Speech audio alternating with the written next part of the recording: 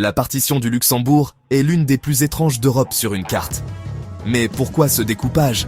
L'explication est purement historique.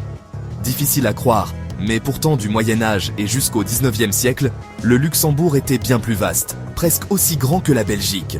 Cependant, le Luxembourg était un enjeu stratégique.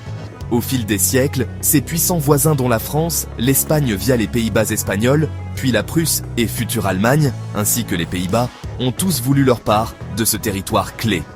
L'étape clé survient en 1839, car après la Révolution belge de 1830, les grandes puissances ont résolu la crise par le traité de Londres. Et ce traité a coupé l'ancien duché en deux, créant le Luxembourg actuel et la province belge homonyme. Résultat, la partie ouest fut cédée à la Belgique, formant la province du même nom, tandis que la partie est est devenue le Luxembourg d'aujourd'hui que nous connaissons. La raison était simple, c'était une question de paix, et les grandes puissances voulaient équilibrer les forces en Europe. Cette partition était un compromis stratégique. La partition était donc un moyen d'atténuer les querelles territoriales en Europe. Donc, le Luxembourg est devenu ce petit pays coincé, réduit à un territoire minuscule avec ses délimitations, témoignant de siècles de marchandage entre ses puissants voisins.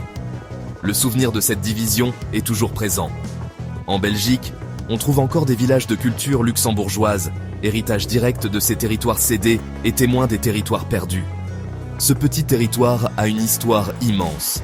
Le Luxembourg a résisté aux partitions, et malgré sa taille réduite, il est aujourd'hui un pilier de l'UE et de l'OTAN, ainsi que l'une des nations les plus riches du monde.